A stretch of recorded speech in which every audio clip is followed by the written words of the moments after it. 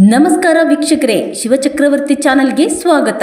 ಚಳ್ಳಕೆರೆ, ನಾಯಕನಹಟ್ಟಿ, ಉಜ್ಜಿನಿ, ಕೊಟ್ಟೂರು ಸೇರಿದಂತೆ ಪ್ರಮುಖ ಗ್ರಾಮಗಳು ಹಾಗೂ ಪ್ರಸಿದ್ಧ ಧಾರ್ಮಿಕ ಕ್ಷೇತ್ರಗಳನ್ನು ಸಂಪರ್ಕಿಸುವ ಮಾರ್ಗದಲ್ಲಿ ಹೊಸ ಕೆಎಸ್ಆರ್ಟಿಸಿ ಬಸ್ಗಳನ್ನು ಆರಂಭಿಸುವಂತೆ ಕೂಡ್ಲಿಗಿ ಶಾಸಕ ಡಾಕ್ಟರ್ ಎನ್.ಟಿ. ಶ್ರೀನಿವಾಸ್ ಅವರು ಕರ್ನಾಟಕ ರಾಜ್ಯ ರಸ್ತೆ ಸಾರಿಗೆ ಸಂಸ್ಥೆಯ ವ್ಯವಸ್ಥಾಪಕ ನಿರ್ದೇಶಕರಿಗೆ ಮನವಿ ಮಾಡಿದ್ದಾರೆ.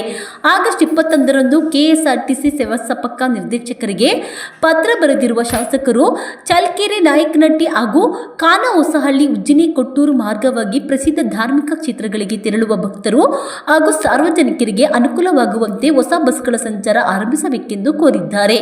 ಈ ಭಾಗದಲ್ಲಿ ಪ್ರತಿನಿತ್ಯ ಸಾವಿರಾರು ಭಕ್ತರು ಹಾಗೂ ಸಾರ್ವಜನಿಕರು ಸಂಚರಿಸುತ್ತಿದ್ದು, ಸಮರ್ಪಕ ಸಾರ್ವಜನಿಕ ಸಾರಿಗೆ ವ್ಯವಸ್ಥೆಯ ಕೊರತೆಯಿಂದ ತೊಂದರೆ ಅನುಭವಿಸುತ್ತಿದ್ದಾರೆ.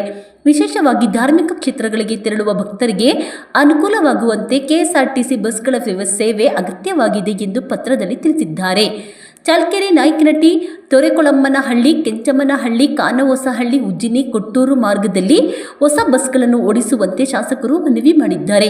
ಈ ಮಾರ್ಗದಲ್ಲಿ ಬಸ್ಗಳ ಸಂಚಾರ ಆರಂಭಿಸುವ ಮೊದಲು ರೂಟ್ ಸರ್ವೆ ನಡೆಸಿ ಸಾರ್ವಜನಿಕರ ಅಗತ್ಯಕ್ಕೆ ಅನುಗುಣವಾಗಿ ಸೂಕ್ತ ನಿರ್ಧಾರ ಕೈಗೊಳ್ಳುವಂತೆ ಅಧಿಕಾರಿಗಳಿಗೆ ಮನವಿ ಮಾಡಿದ್ದಾರೆ.